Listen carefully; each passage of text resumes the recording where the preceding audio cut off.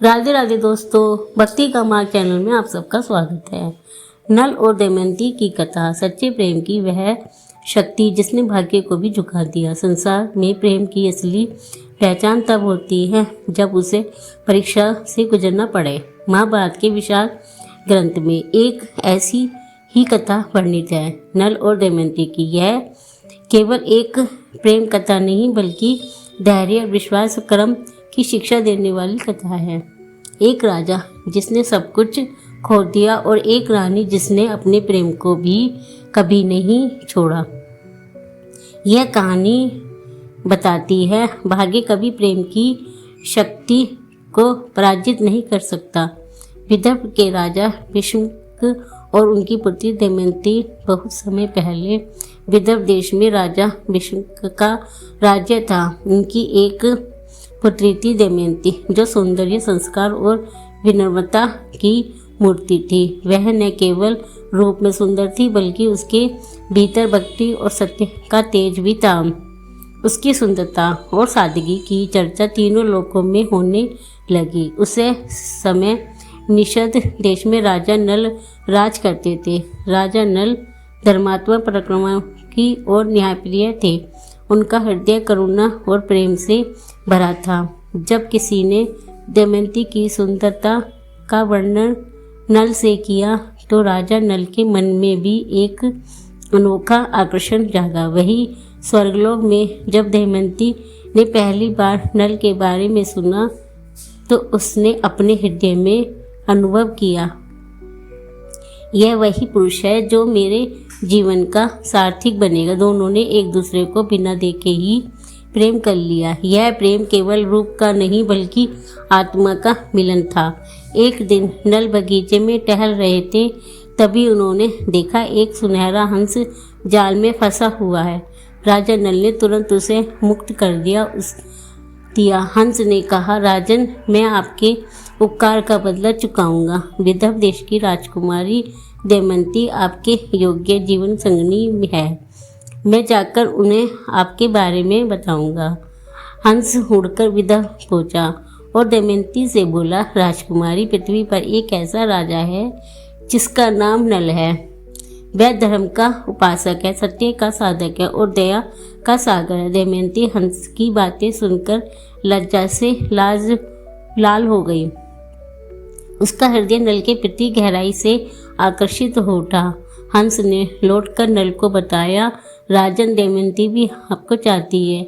इस तरह प्रेम का बीज बोया गया जो आगे चलकर तूफान में भी नहीं मुरझाएगा। कुछ समय बाद राजा भीष्म ने अपनी पुत्री दमयंती का स्वयंवर रचाया।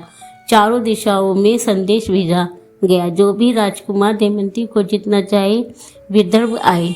जब देवताओं को यह ज्ञात हुआ कि दमयंती नल से प्रेम करती है तो वह भी स्वयंवर से भाग लेने के लिए तैयार हो गए। इंद्र, अग्नि, वरुण, यम और अश्विनी कुमार स्वयं पृथ्वी पर उतरे, लेकिन नल धर्मात्मा थे। उन्होंने देवताओं से कहा, आप सबको प्रणाम है, मनुष्य हूँ, आपके सामने सर्पदाह नहीं कर सकता।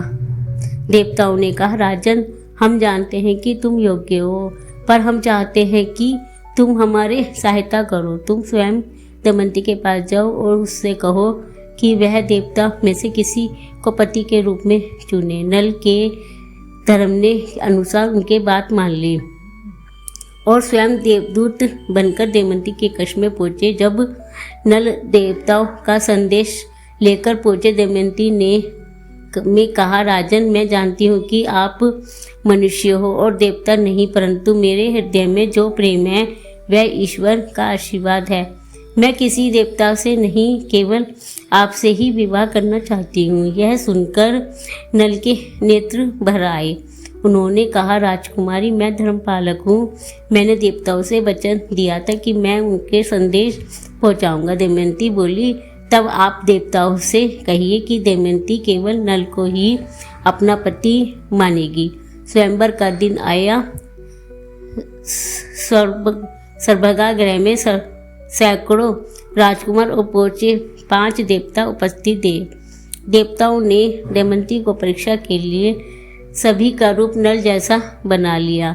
सभी एक जैसे दिखाई दे रहे थे। कोई नहीं बता सकता था असली कौन है, परंतु सच्चा प्रेम आंखों से नहीं आत्मा से देखता है।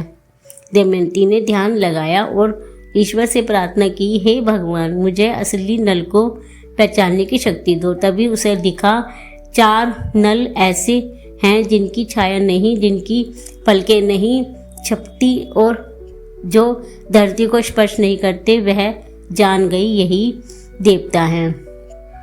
वह मुस्कुराई और जाकर सच्चे नल के गले में वरमाला डाल दी।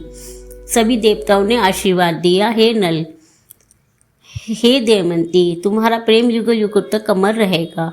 कुछ समय बाद नल और दमयंती का जीवन सुखपूर्वक चलने लगा, परंतु कली और द्वापर में नाम के दुष्ट आत्मा उनके सुख से ईर्ष्या करने लगी। कली ने कहा, मैं इस नल के जीवन में दुख लाऊंगा, उसका सब कुछ छीन लूंगा। कली ने राजा पुष्कर, जो नल का बाही था, को जुए के खेल में उलझा दिया। नल धर्मनिष्ठ थे, पर दुर्भाग्यवश उन्होंने सब कुछ हार दिया। राजा, धन, वस्त्र और अंत में स्वयं को भी। दमयंती ने अपने पति को 7 वनवास का मार्ग चुना। उन्होंने राजमहल, वैभव सब कुछ त्याग दिया। केवल एक दूसरे का साथ था। वन में उन्होंने कठोर जीवन जिया, भूख, प्यास, गर्मी, सर्दी सब झेला। लेकिन सब बड़ी परीक्षा तब आई जब नल को लगा कि उनका दुर्भाग्य दमयंती को भी कष्ट दे रहा है। उन्होंने एक रात चुपके से दमयंती को छोड़ दिया। वह रोती रही, पुकारती रही, प्राणनाथ, आप कहाँ चले गए? पर नल नहीं लौटे। दमयंती ने तब प्रतिज्ञा ली, जब तक मैं नल को नहीं ढूंढ लूंगी, चैन से नहीं बैठूंगी। वह अनेक राज्यों में भटकी, भूख प्यास से तड़पी, पर उसके विश्वास ने उसे गिरने नहीं दिया।